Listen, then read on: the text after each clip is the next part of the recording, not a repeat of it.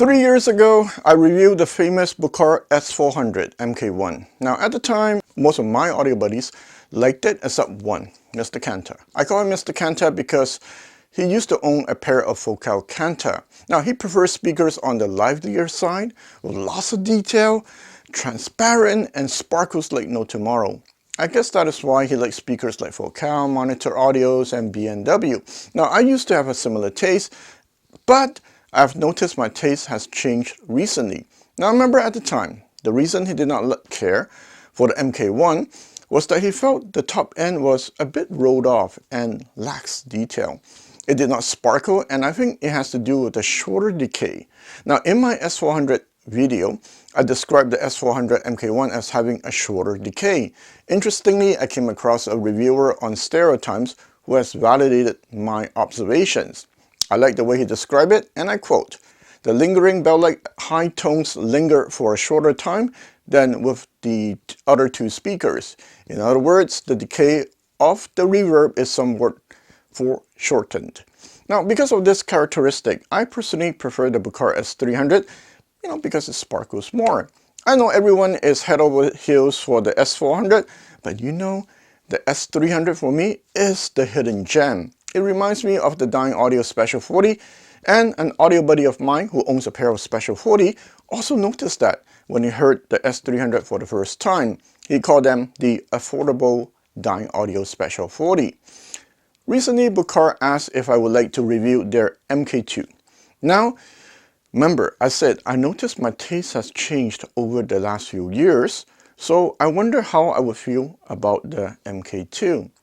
I did appreciate the MK1 because it did many things well, but it was not a speaker that can make me listen to 2 a.m. in the morning.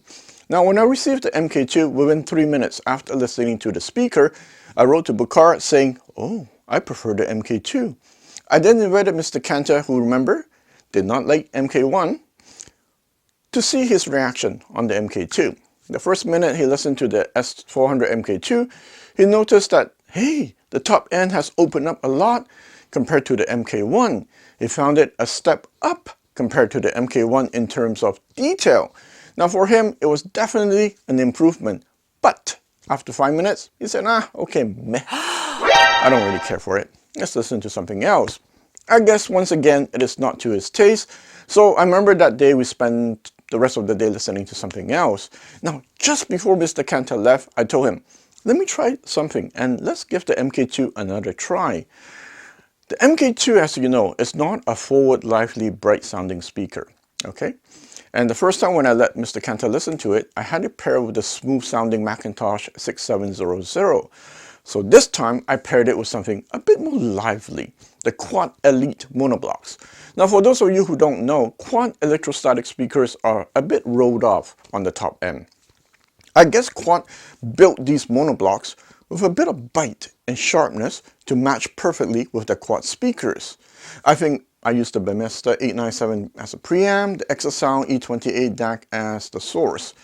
With that combo, 30 seconds after powering it up, you should see Mr. Kanta's jaw drop to the floor. I think he even made a dent on my floor. Oh my gosh, this sounds amazing. It has everything, big soundstage, detail, clear separation, and so forth. I can live with this. From meh to oh my gosh, interesting how Synergy works. Now for me, I thought it sounded okay, that setup. But it was another setup that changed my mind on the S400 MK2 from I like these speakers to okay, I can't stop listening until 2 a.m. in the morning. Now what setup?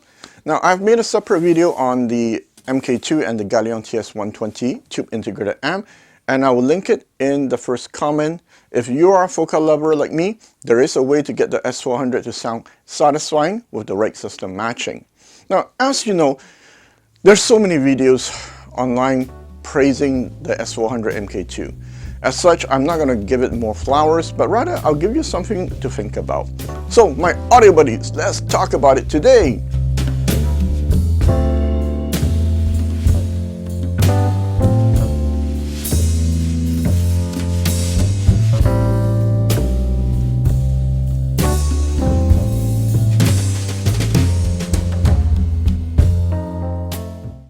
With the MK1, the top end treble as well as the mid-range, I find the decay is a bit shorter compared to most speakers I listen to. For the MK2, besides it having a more linear bass and a deeper soundstage, I hear the short decay more in the mid-range. The top end treble no longer has that shorter decay, so it is more extended. That is why I like the MK2 more. Sure, nothing like a Focal speaker, and for many people, the MK2 might still not sparkle enough, but with careful equipment matching, you can get it to sparkle pretty well. I think the top end not being too bright is important for the S400 to have that mid-range to sound natural. Now, what do I mean by sounding natural? It's such an overused word. Now, with my experience listening to all kinds of speakers, okay, I noticed the S400 mid-range reminds me of single driver speakers and the Klipsch La Scala I listened to recently.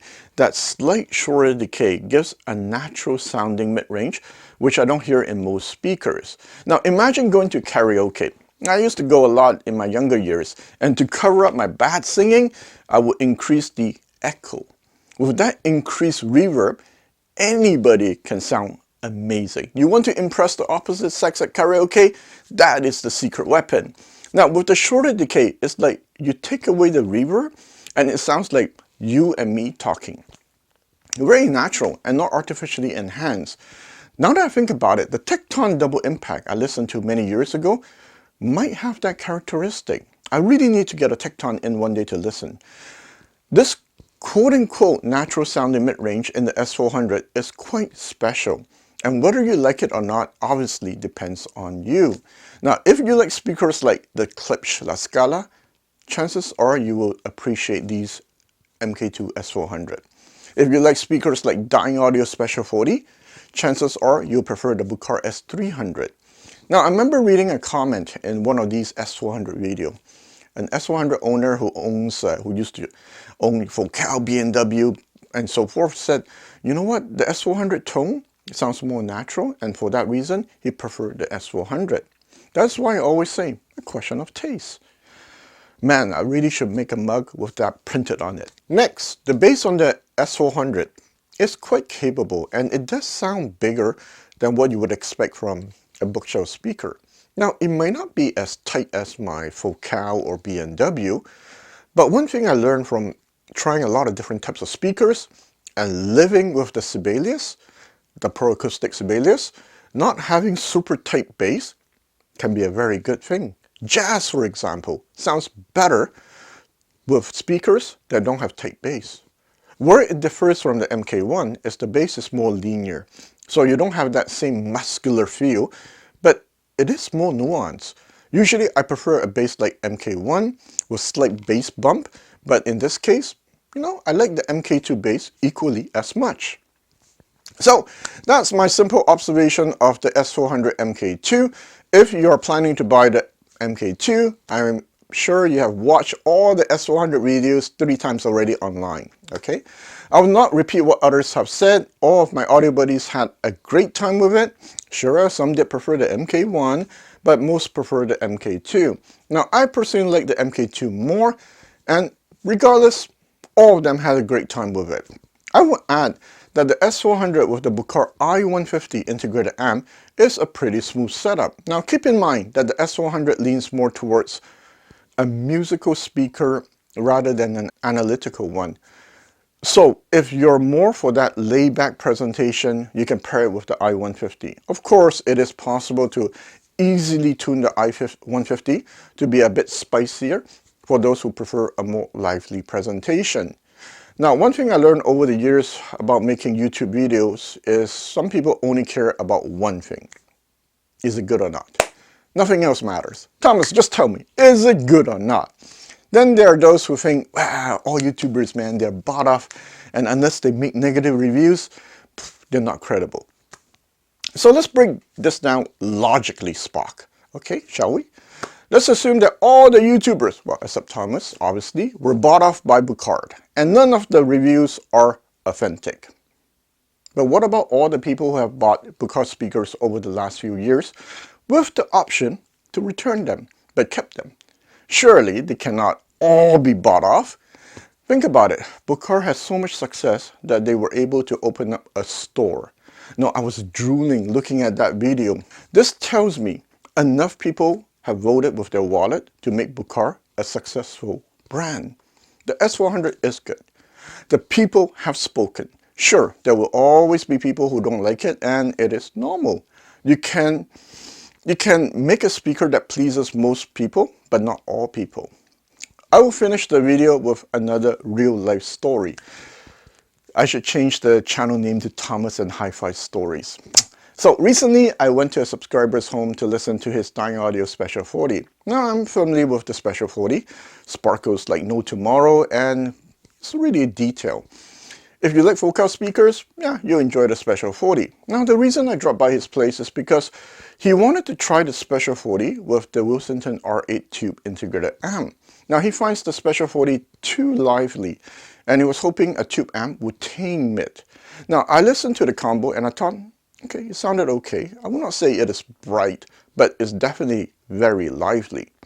However, the world does not revolve around me, and you know why I never criticize others in this hobby? I bet many of you would think the Special 40 is a better speaker than the Bucar S400. I would say objectively speaking, yeah. But for this subscriber, he felt even with the Wilsington R8, the setup is still too bright. He has been trying many amps hoping to tame the top end of the Special 40 because he is very sensitive to that sparkling top end. He then told me he wished he still had his Bucar S400 MK1. With that speaker, it was smooth and he enjoyed it more than the Special 40. With the Special 40, he has to point the speaker forward to deal with the sharpness. With the MK1, he told me he has to point the speakers at him to get more treble extension. He wished it had even more. Well, guess what? I bet for people like him, who really like the MK1, but wish it had a bit more detail, the MK2 would be a great choice.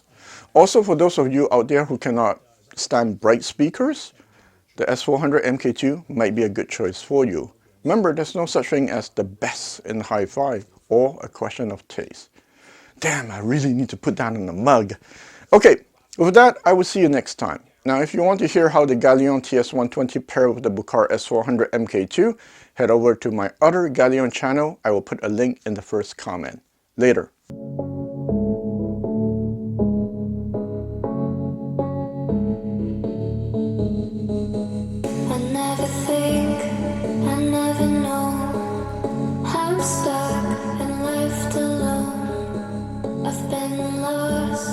I've been fine. My cause is not defined.